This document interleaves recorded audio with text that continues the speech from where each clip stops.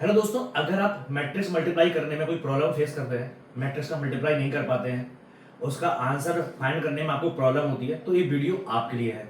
इस वीडियो में हम मैट्रिक्स के ट्रांसफॉर्मेशन के बारे में समझेंगे। आपको मैट्रिक्स का इनवर्स कैसे निकालना है, आपको ये सब निकालने में ना बहुत ज़्यादा डिफिकल्टी अगर होती है ना, तो ये वीडियो आपके लिए है। इस वीडियो में हम डिटर्मिनेंट की बात करेंगे, उसका एडजॉइंट कैसे निकालना है, इनवर्स कैसे निकालना है, मैट्रिक्स का मल्टीप्लाई कैसे करना है। आज हम इन सभी मैट्रिक्स ट्रांसफॉर्मेशन को बहुत ही इजीली और बहुत ही अंडरस्टैंडिंग वे में समझेंगे। ठीक है, तो सबसे पहले हम बात करते हैं मैट्रिक्स में हम क्या क्या देख चुके थे उसके बारे में एक बार रिकैप कर लेते हैं। हमने रो मैट्रिक्स देख लिया था, हमने कॉलम मैट्रिक्स देख लिया था, स्क्वायर मैट्रिक्स देख लिया था, डायगोनल मैट्रिक्स देख लिया था, स्केलर मैट्रिक्स देख लिया था, यूनिट मैट्रिक्स देख लिया था, फिर हमने upper triangular, lower triangular, transpose देख लिया था, फिर स्क्यू सिमेट्रिक, सिमेट्रिक मैट्रिक्स, ये सब हमने मैट्रिक्स के टाइप देख लिए थे। अब हम किसकी बात करते हैं? अब हम बात करते हैं मैट्रिक्स के ट्रांसफॉर्मेशन की। ठीक है, तो हम ट्रांसफॉर्मेशन में जाने से पहले हम कुछ बेसिक्स समझ लेते हैं। बेसिक्स क्या है? मैट्रिक्स में जो मल्टीप्लाई करते हैं उसकी बात कर लेते हैं एक बार हम।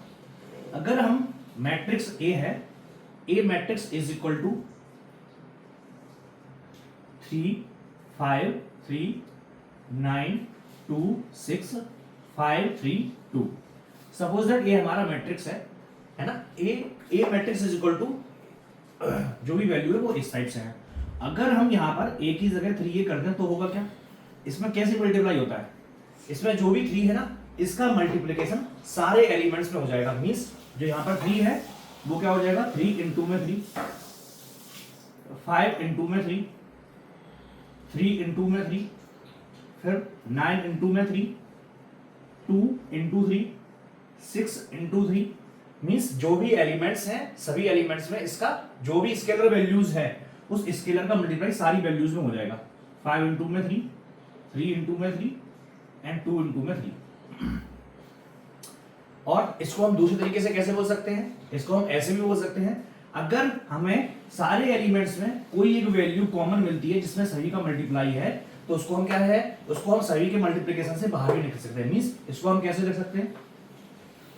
3 को हम बाहर लिख देंगे तो हमारे पास में जो वैल्यू बचेगी, यहाँ पर 3 बचेगी, यहाँ पर 5, यहाँ पर 3, यहाँ पर 9, यहाँ पर 2, यहाँ पर 6, यहाँ पर 5, यहाँ पर फिर 3 और यहाँ पर 2। ठीक है, तो हमारा क्या हो गया? इस मैट्रिक्स को हम ऐसे भी ले सकते हैं। मींस अगर हमारे पास में वैल्यूज जो है सारे एलिमेंट्स में एक कॉमन डिजिट का या कॉमन न्यूमेरिकल का कॉमन नंबर का अगर मल्टीप्लाई है तो हम उसको बाहर निकाल सकते हैं, उस स्केलर वैल्यूज को हम बाहर निकाल सकते हैं। तो जो मैट्रिक्स रहेगा वो हमारा इस टाइप से लिखा जा सकता है। क्लियर? ये तो हमने छोटी सी बात कर ली।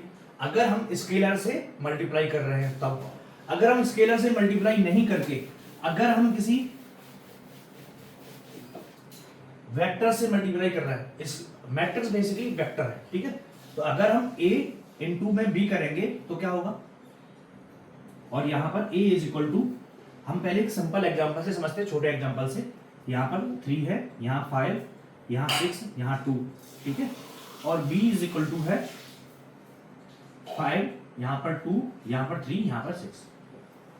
ठीक है, हमारे पास में दो मैट्रिक्स है a और b की वैल्यू हमने यहाँ पे लिख दी। अब हमें क्या करना है? हमें इनका मल्टीप्लाई निकालना है। तो मल्टीप्लाई कैसे निकालते हैं? सबसे पहले जैसा यहाँ पर लिखा हुआ है वैसे ही हम मैट्रिक्स यहाँ पर ले लेते हैं। ठीक है, a की वैल्यू कितनी है? 3 5 6 2। दूसरा जो मैट्रिक्स है उसकी वैल्यू कितनी है? 5 2 3 एंड 6। क्लियर? अभी होगा क्या? अभी यहाँ पर हम इस वाले डिजिट का, मींस इसमें a वाली रो देखेंगे, जो बैक साइड में जो बाद वाला जो भी मैट्रिक्स है उसके हिसाब से हम मल्टीप्लाई करते हैं। ठीक है, तो सबसे पहले क्या होगा? इसका जो भी हमारे पास में क्या है? कॉलम।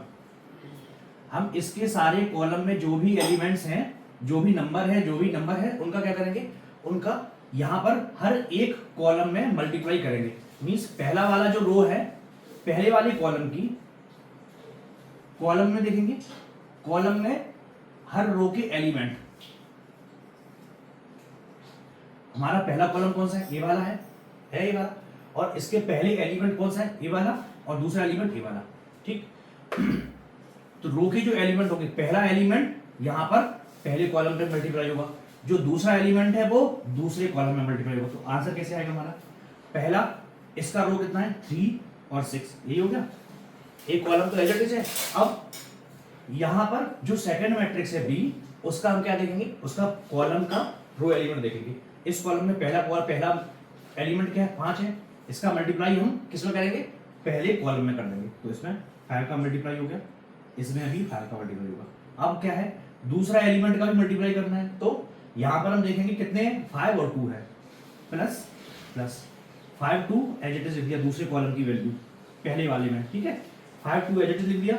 अब कौन सा वैल्यू है 3 है, इसका मल्टीप्लाई यहाँ पर हम 5 का मल्टीप्लाई करेंगे और इसमें हम 3 का मल्टीप्लाई करेंगे। तो यहाँ पर हम 3 का मल्टीप्लाई कर दिया, यहाँ पर भी 3 का मल्टीप्लाई करेंगे, ठीक है। तो हमारा क्या हो गया, ये फाइनली हमारी फर्स्ट कॉलम क्रिएट हो गया हमारा। अब हम सेकंड कॉलम कैसे बनाएंगे, सेकंड कॉलम में अभी हमने फर्स्ट कॉलम के लिए बना लिया, अब सेकंड कॉलम के लिए हम इसके एलिमेंट को देखेंगे। तो अब क्या होगा, जो हमारा पहला एलिमेंट है इस सेकंड कॉलम का 2, इसका मल्टीप्लाई कहां पर होगा, इसका मल्टीप्लाई होगा पहले वाले कॉलम में, ठीक है, जो पहला मैट्रिक्स है। जो दूसरा एलिमेंट है उसका कहां पर होगा, दूसरे वाले कॉलम में, ठीक है। तो हमारा पहला कॉलम क्या है 3 और 6 है, यहाँ पर क्या है, पहला कॉलम का सेकंड कॉलम का रो क्या है 2 है, 2 का मल्टीप्लाई कर दिया, क्लियर, प्लस यहाँ पर भी प्लस आ गया। अब दूसरा कॉलम क्या है 5 और 2 है, तो हमने यहाँ पे 5 लिख दिया, यहाँ पर 2 लिख दिया, किसका मल्टीप्लाई होगा 6 का मल्टीप्लाई होगा, तो हम इसमें 6 का मल्टीप्लाई कर देंगे, इंटू 6। तो हमारा आंसर क्या आ जाएगा finally 15 plus 15 plus 30 plus 6 plus 30 12 plus 12। तो अगर हम अब तो हमें ऐड ही करना है, तो हम ऐड कर लेंगे, ऐड करने पे कितना आ जाएगा आंसर हमारा 30 36 और 24, क्लियर। तो जो हमने मैट्रिक्स निकाला ए और बी का मल्टीप्लाई करके वो हमने निकाल दिया, ठीक है। अब हम एक और चीज पर देखते हैं, ठीक है।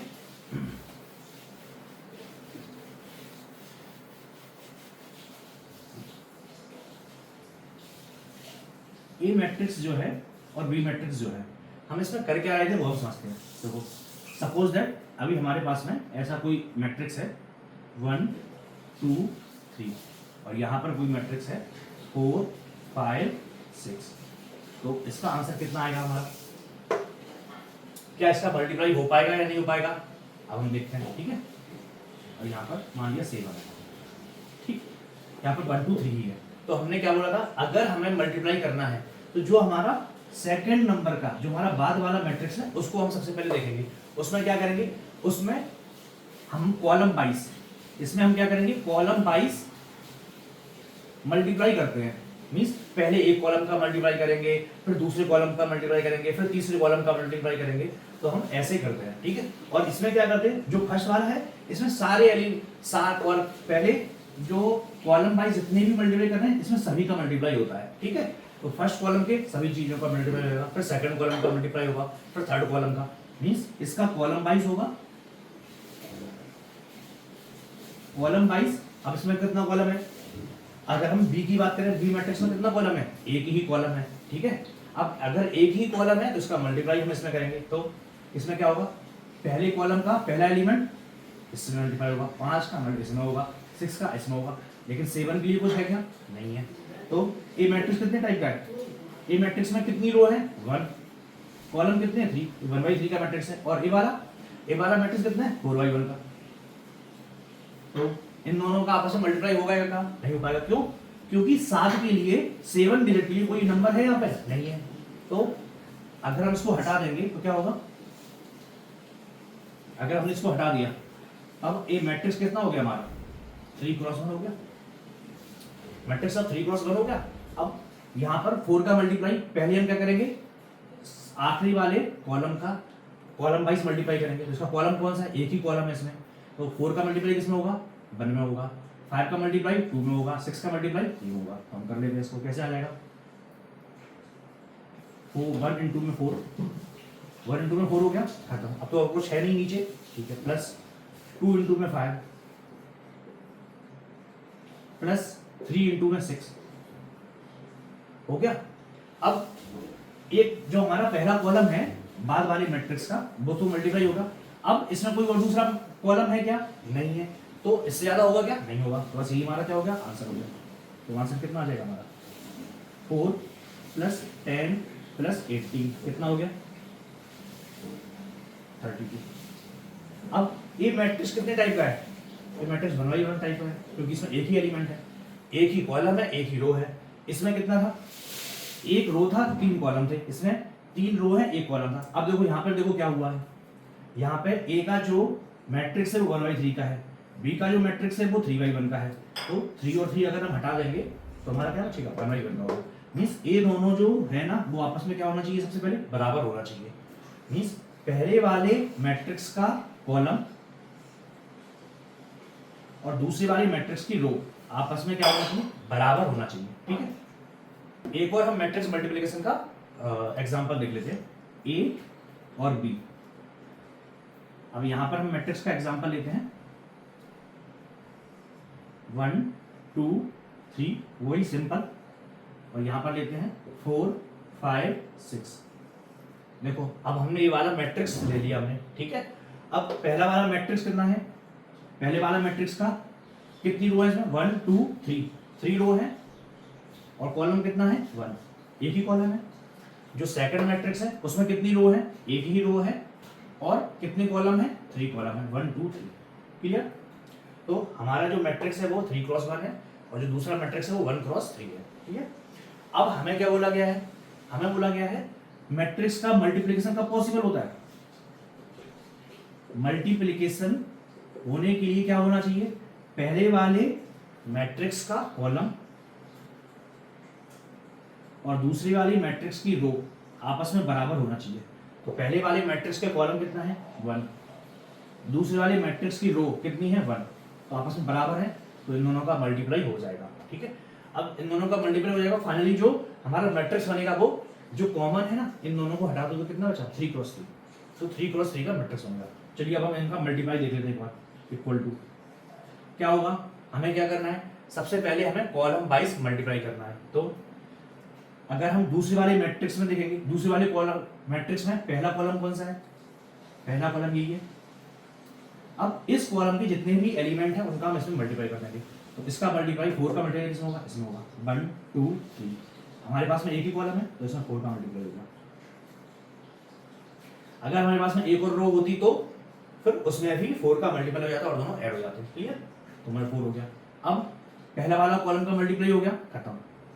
अब दूसरे वाले कॉलम की बात करते हैं। दूसरे वाले कॉलम के लिए आएंगे तो दूसरा वाला कॉलम कौन सा है? ये वाला 1 2 3 है। 1 2 3 हमने पहले वाले कॉलम की वैल्यू एज इट इज लिख दी। ठीक है। अब नेक्स्ट कौन सा एलिमेंट है? 5 है, तो हमने इनटू में 5 इनटू में 5 इनटू में 5 कर दिया। ठीक। फिर इसका हो गया मल्टीप्लाई। अब हम थर्ड कॉलम पर आएंगे। थर्ड कॉलम के लिए 1 2 3, तो फिर से हमने मल्टीप्लाई कर दिया। ठीक है। तो अगर हम अब इसका आंसर निकालेंगे तो आ जाएगा हमारे साथ हमारे पास में कितना आ जाएगा? 4 8 12 5 10 15 6 12 18। क्लियर? तो हमने मल्टीप्लिकेशन देख लिया कि हमें कॉलम और रो का मल्टीप्लाई कैसे करना है, मैट्रिक्स का मल्टीप्लिकेशन कैसे होगा। हमारा जो फर्स्ट वाला मैट्रिक्स है उसका हम कॉलम देखेंगे, और जो सेकंड मैट्रिक्स है उसका हम रो देखेंगे। दोनों आपस में बराबर होना चाहिए, इक्वल होना चाहिए, देन ओनली मल्टीप्लिकेशन पॉसिबल। ठीक है। मैट्रिक्स का डिटरमिनेंट जानने से पहले माइनर की बात कर लेते हैं। सपोज हमारा मैट्रिक्स है A11 A12 A13, ठीक है, A21 A22 A23 A31 A32 A33। ठीक है। अगर हमारा ये मैट्रिक्स है तो हम सबसे पहले माइनर की बात करते हैं। तो माइनर क्या होता है? किसी भी एलिमेंट का मींस ए एलिमेंट है हमारे, है ना, किसी भी एलिमेंट का अगर हमें A11 का माइनर निकालना है, A11 का माइनर क्या होगा? A11 का माइनर बराबर में होगा कि हम A11 जिस भी रो में आ रहा है उस रो को हटा दें, A11 जिस कॉलम में आ रहा है उस कॉलम को हटा दें। ठीक है। तो A11 किस रो में आ रहा है? इस रो में आ रहा है, इस कॉलम में आ रहा है। तो इन दोनों को अगर हम हटा देंगे तो हमारे पास में वैल्यू क्या बची फाइनल?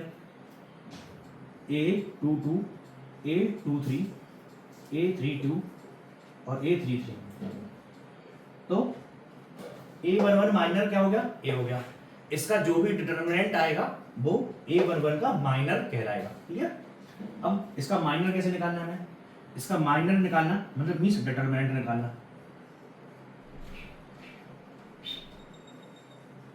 तो डिटरमिनेंट निकालने के लिए ना हम एक और, अगर हमें किसी भी मैट्रिक्स का डिटरमिनेंट निकालना है तो हम कैसे निकालेंगे, तो a22 यहाँ पर क्रॉस मल्टीप्लाई करेंगे, तो अगर हमारा ऐसे मल्टीप्लाई हो रहा है, ठीक है, इन दोनों का, तो वो पॉजिटिव रहेगा, और अगर रिवर्स डायरेक्शन में मल्टीप्लाई हो रहा है तो क्या होगा, वो नेगेटिव होगा। ठीक है, तो कितना हो गया, a22 a33 माइनस a32 और a23, ये क्या होगा, a11 का माइनर वैल्यू होगा। ठीक है, अगर हम ऐसे ही सबसे डिफिकल्ट देख लेते हैं, किसको देखें हम, a22 का माइनर देखते हैं, a22 का माइनर,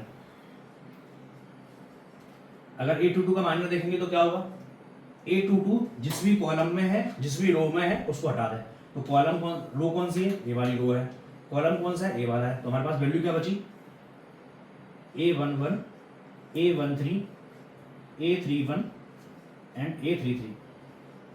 जो हमारे पास में मैट्रिक्स आया, इसका जो भी डिटरमिनेंट होगा, इसका जो भी डिटरमिनेंट होगा वो क्या होगा, इसका माइनर कहलाएगा। ठीक है, डिटरमिनेंट, तो हम डिटरमिनेंट कैसे निकालेंगे, वही इन दोनों का मल्टीप्लाई करेंगे माइनस में इन दोनों का, तो सेम डायरेक्शन में रहेगा, तो a11 a1 a33 minus a31 और a13, ये क्या हो गया, a22 का माइनर ये हो गया। ठीक है, तो हम अगर हमें किसी भी एलिमेंट का माइनर निकालना है तो हम माइनर निकाल सकते हैं। ठीक है, हम आते हैं कोफैक्टर पर।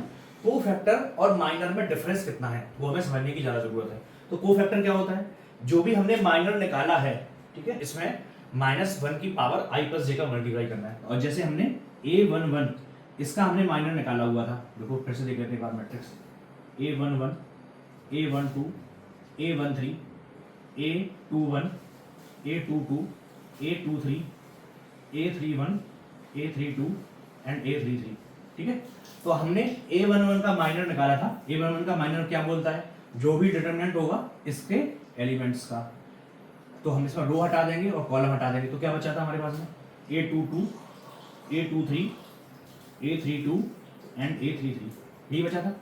हमने इसका क्या निकाला था, हमने इसका डिटरमिनेंट निकाला था, तो इसका डिटरमिनेंट कितना आया था, डिटरमिनेंट कितना आया था, डिटरमिनेंट आया था हमारा a22 a33 minus a23 a32, यही आया था, यही आया था। तो इसका डिटरमिनेंट कितना आया था, इतना आया था।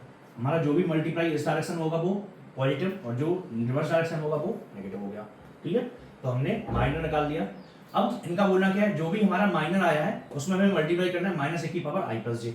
अब i और j क्या है, जो भी एलिमेंट है, जिस भी एलिमेंट का हमने माइनर निकाला है उसमें रो और कॉलम कितनी है, i और j, यहाँ वैल्यू कितनी है 1 1, तो कितना हो जाएगा, इसके लिए कोफैक्टर बराबर -1 की पावर 1 + 1 इनटू में जो भी डिटरमिनेंट वैल्यू आई वो a22 a33 minus a23 into में a32। ठीक है, तो हमने जो भी इसका वैल्यू आएगी वो क्या हो गया, हमारा कोफैक्टर हो गया इसका। ठीक है, किसका कोफैक्टर हो गया, a11 का।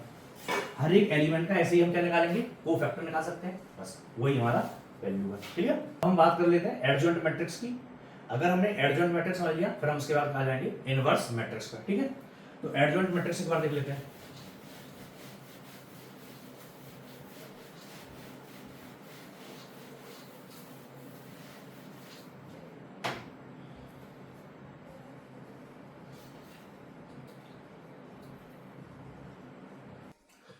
ये हमारा मैट्रिक्स है, तो हमने क्या किया था, अगर हम हर एक एलिमेंट का कोफैक्टर निकालेंगे, ठीक है, तो जैसे हमारा a11 इसका जो भी हमारा कोफैक्टर होगा वो क्या होगा, a11 मान लेते हैं। ठीक है, ऐसे ही अगर a12 इसका अगर हम कोफैक्टर निकालेंगे तो वो क्या होगा, a12 होगा। a13 का अगर हम कोफैक्टर निकालेंगे तो a13 होगा। तो इन सच वे अगर हम सारे एलिमेंट्स का कोफैक्टर निकालेंगे, ठीक है, a33 इसका भी कोफैक्टर कितना हो जाएगा, a33। ओके, तो हमने क्या निकाल दिया, हर एक एलिमेंट का करस्पॉन्डिंग जो भी कोफैक्टर है उसको निकाल दिया। अब अगर हम कोफैक्टर निकालने के बाद में, हर एक एलिमेंट का कोफैक्टर निकालने के बाद में हम इनको फिर से मैट्रिक्स में रखें, लेकिन अब हम क्या करें, रो जो है हम रो को कॉलम करते हैं और कॉलम को रो करते हैं, मींस उसका ट्रांसपोज निकालते हैं। ठीक है, जो कोफैक्टर मैट्रिक्स बनेगा हमारा, कोफैक्टर मैट्रिक्स कैसे बनेगा हमारा, a11 a12 a13 a21 A22, A23, then A31, A32 और नेक्स्ट A33। तो हमारा क्या हो गया, ये मैट्रिक्स हो गया, लेकिन ये क्या होगा, कोफैक्टर मैट्रिक्स हो गया। अब अगर हम इस कोफैक्टर मैट्रिक्स का ट्रांसपोज कर दें, अगर हम इसका ट्रांसपोज करेंगे तो क्या हो जाएगा,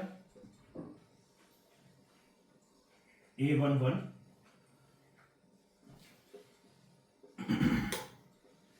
A13, A21, A22, A23, A31, A32, then A33। तो हमारा जो कोफैक्टर मैट्रिक्स बना, इस कोफैक्टर मैट्रिक्स का हमने इसका क्या कर दिया, ट्रांसपोज कर दिया। अगर हम इसका ट्रांसपोज कर देंगे तो जो हमारे पास में फाइनल जो मैट्रिक्स आएगा उसको हम एडजॉइंट मैट्रिक्स बोलते हैं। उसको हम क्या बोलते हैं, एडजॉइंट मैट्रिक्स बोलते हैं। ठीक है, तो हमारा क्या हो गया, एडजॉइंट मैट्रिक्स हो गया। ठीक, और जो एडजॉइंट मैट्रिक्स है, अगर हम इस एडजॉइंट मैट्रिक्स में इसका क्या निकालेंगे, इसका अगर हम डिटरमिनेंट निकालेंगे, ये हमारा मैट्रिक्स क्या था, ये मैट्रिक्स ए था, ए बराबर में जो भी वैल्यू था ये ए था मैट्रिक्स की। ठीक है, अगर हम इस मैट्रिक्स का डिटरमिनेंट निकालें तो डिटरमिनेंट कैसे आता है, मॉड ए। अगर हम मॉड ए को क्या बोलते हैं, डिटरमिनेंट बोलते हैं। मींस इसकी कोई ना कोई न्यूमेरिकल वैल्यू होगी, वो हमारा क्या कहलाएगा, डिटरमिनेंट कहलाएगा। और मैट्रिक्स के डिटरमिनेंट को हम मॉड ए से डिनोट करते हैं। मोड जिससे भी हम मैट्रिक्स को डिनोट कर रहे हैं उसका मोड में वैल्यू। ठीक है,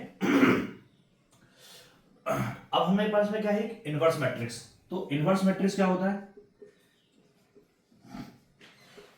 इनवर्स मैट्रिक्स, ए का इनवर्स क्या हो गया, ए इनवर्स हो गया। ए इनवर्स की वैल्यू क्या होगी, जो भी हमारा एडजॉइंट मैट्रिक्स आया वो, इसको हम कैसे डिनोट करेंगे, एडजॉइंट इनटू में ए। जो एडजॉइंट मैट्रिक्स क्या हो गया, एडजॉइंट ए बराबर में जो भी आया क्या हो गया, transpose of cofactor matrix. Transpose of cofactor जो मैट्रिक्स आया हमारा, उसका जो भी ट्रांसपोज वैल्यू आएगी वो हमारा क्या कहलाएगा, एडजॉइंट मैट्रिक्स कहलाएगा। ठीक है, अब ए इनवर्स मैट्रिक्स का इनवर्स क्या होगा, एडजॉइंट मैट्रिक्स जो भी आया हमारा वो अपॉन मॉड ए। ठीक है, तो हमने क्या देख लिया, हमने एडजॉइंट देख लिया, कोफैक्टर मैट्रिक्स देख लिया और इनवर्स निकालना देख लिया। ठीक है, अब हम एक चीज पर आते हैं कि एडजॉइंट मैट्रिक्स का जो भी हमने एडजॉइंट मैट्रिक्स निकाला है ना, एडजॉइंट मैट्रिक्स निकाला है, इसका अगर हम डिटरमिनेंट निकालें, क्या निकालें, इसका भी अगर हम डिटरमिनेंट निकालें तो वैल्यू कितनी आएगी हमारे पास में। ठीक है, तो इसकी वैल्यू निकालने के लिए हम क्या करते हैं, हम एक रियल मैट्रिक्स का एग्जांपल लेते हैं और फिर हम उसको सॉल्व करते हैं। ठीक है,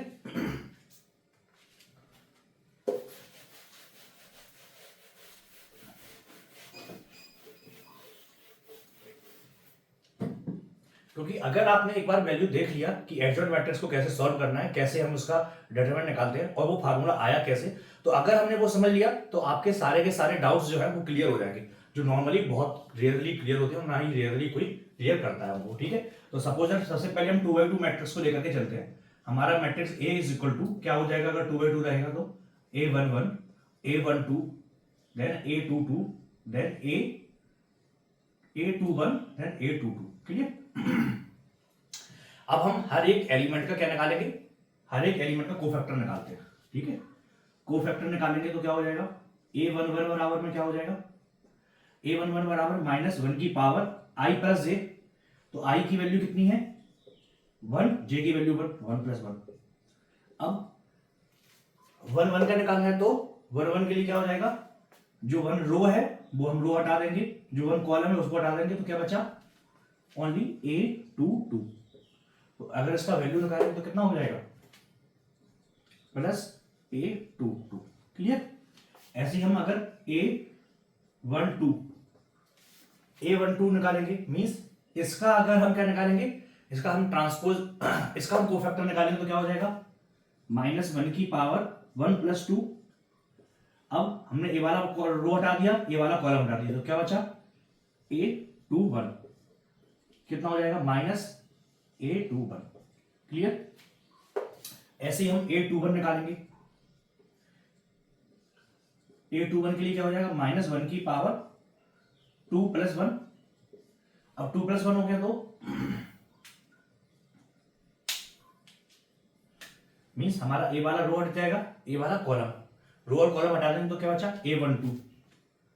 तो A12, तो आंसर क्या आ जाएगा हमारा, माइनस की पावर कितनी है, नेगेटिव है, -A12। क्लियर। हम A22 निकालेंगे, A22 निकालेंगे तो क्या हो जाएगा, -1 की पावर 2 + 2 और रो हटा दिया, कॉलम हटा दिया तो क्या बचा, A11। तो हमने यहाँ पर A11 लिख लिया। तो वैल्यू कितनी आ गई हमारे पास में, 2 + 2 4 हो जाएगा, -1 की पावर 4, तो पॉजिटिव बना गया। तो आंसर कितना आ गया, A11। ठीक है। तो हमने सारे एलिमेंट का कोफैक्टर निकाल दिया, A11 निकाल दिया, A12 निकाल दिया, A21 निकाल दिया, A22 निकाल दिया। ठीक है। तो हमारे पास सारे कोफैक्टर आ गए।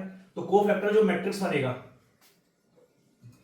जो कोफैक्टर मैट्रिक्स बना वो क्या बनेगा, A11, A12, A21 and A22। अब हम इसका क्या निकालना है, अभी हम इसका ट्रांसपोज निकालेंगे तब हमारा एडजॉइंट मैट्रिक्स होगा। ठीक है। तो जो हमारा एडजॉइंट मैट्रिक्स हुआ कितना हुआ, एडजॉइंट मैट्रिक्स A बराबर में क्या हो जाएगा, जो हमारी रो है वो क्या बन जाएगी, अब कॉलम बन जाएगी। तो A11 तो यही रहेगा, A11 की वैल्यू A11 रहेगा, A12 हो जाएगा, A21 हो गया और A22 हो गया। क्लियर। ये हमारा क्या हो गया, एडजॉइंट मैट्रिक्स हो गया। अब इस एडजॉइंट मैट्रिक्स को, जो एडजॉइंट A आया है ना, इसको हमें क्या करना है, अब इसकी वैल्यू यहाँ पे पुट कर देते हैं। तो कितना आ जाएगा, एडजॉइंट A बराबर में A11 का वैल्यू कितना है, A11 का A22, A21 बराबर में -A12, A12 बराबर में कितना हो गया, -A21 और A22 बराबर में कितना हो गया, A11। तो हमारा एडजॉइंट A बराबर में आ गया और हमने A बराबर मैट्रिक्स A हमारे पास में ये है और एडजॉइंट मैट्रिक्स A आ गया। ठीक है। अब हमें क्या करना है, इसका हमें क्या निकालना है, मोड डिटरमिनेंट निकालना है। तो डिटरमिनेंट निकालने से पहले हम क्या करते हैं,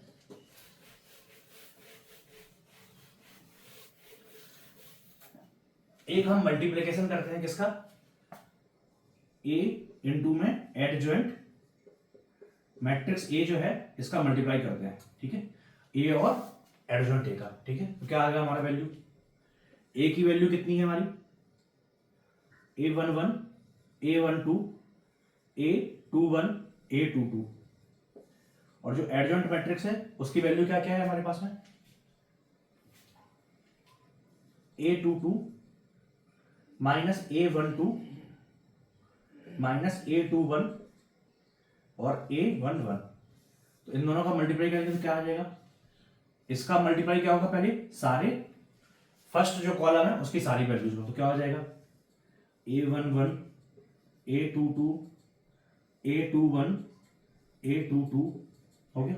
अब इसका -A21 का इस पूरे में मल्टीप्लाई होगा, क्या हो जाएगा, -A12 इंटू में A21, फिर इसका इसमें होगा तो -A22 A21 हो गया। अब यहां पर इसका तो हो गया मल्टीप्लाई, अब इसका मल्टीप्लाई करना है। तो पहले जो वैल्यू है, फर्स्ट वैल्यू -A12, इसका फर्स्ट कॉलम में मल्टीप्लाई होगा तो क्या हो जाएगा, A11 -A12। ठीक है। फिर -A21 इंटू में A12 हो गया इसका मल्टीप्लाई। अब नेक्स्ट कौन सी वैल्यू है, A11, इसका सेकंड कॉलम में मल्टीप्लाई होगा तो क्या हो जाएगा, plus A11 A12 plus A11 और A22। हमारा क्या बन गया, ये A इंटू में एडजॉइंट A का अगर हम मल्टीप्लाई करेंगे तो वैल्यू इतनी आएगी। अब देखो यहां पर क्या है, ये दोनों वैल्यू सेम है तो आपस में कट गए, ये दोनों वैल्यू भी सेम है तो वैल्यू क्या हो गया, 0 हो जाएगा। तो अब फाइनली आंसर क्या आ गया हमारा, A11 A22 -A12 A21। यहां पर क्या हो गया, 0, यहां पर भी क्या हो गया 0, नीचे वैल्यू क्या आ गई, A11 A22 -A12 और A21। हमारे पास में क्या आ गया, A इंटू में एडजॉइंट A करेंगे तो उसकी वैल्यू आ गई हमारे पास में, हमारे पास में वैल्यू आ गई उसकी। अब अगर हम यहां पर, हमारे पास में क्या दिया हुआ था, हमें दिया हुआ था ए की वैल्यू कितनी दी हुई थी, इतनी, मैट्रिक्स दिया हुआ था। तो अगर हम डिटरमिनेंट ऑफ ए निकालेंगे तो कितना आएगा, अगर हम डिटरमिनेंट ऑफ ए निकालेंगे तो उसकी वैल्यू क्या आएगी, क्रॉस मल्टीप्लाई करो इन दोनों का, ऐसे में करेंगे तो क्या आएगा, पॉजिटिव होगा। तो a11 a12 22, और फिर अगर हम रिवर्स मल्टीप्लाई करेंगे तो माइनस आएगा, माइनस a12 इनटू में a21, ठीक है। तो हमारा डिटरमिनेंट की वैल्यू कितनी आएगी, अब देखो यहां पर क्या है, यहां पर भी वही वैल्यू, यहां पर भी वही वैल्यू है, और सेम यहां पर है। तो हम क्या लिख सकते हैं इसको, a इनटू में एडजॉइंट a का अगर हम मल्टीप्लाई करेंगे तो हमारा वैल्यू क्या हो गया, मॉड a या डिटरमिनेंट a 0, फिर 0 और डिटरमिनेंट a। तो हम इसको कैसे लिख सकते हैं, डिटरमिनेंट a हमने पूरे मैट्रिक्स से बाहर निकाल दिया, तो वैल्यू क्या बचा, 1 0 0 1, यही बचा। और अगर हमारे पास में 0 1 1 0 है तो ये कौन सा मैट्रिक्स हो गया, ये हमारा यूनिट मैट्रिक्स हो गया। तो हम क्या लिख सकते हैं, a डॉट एडजॉइंट a बराबर में क्या हो गया, मॉड a इनटू में i हो गया। तो हमारे पास में क्या आ गया, जो a और एडजॉइंट का मल्टीप्लाई करके हमने फाइनली a क्या प्रूव कर लिया, a डॉट एडजॉइंट a निकालेंगे तो जो भी डिटरमिनेंट हो गया उसमें मल्टीप्लाई कर देंगे यूनिट मैट्रिक्स का, तो वैल्यू उसके बराबर आ जाती है, ठीक है। अब हम इसमें क्या करते हैं,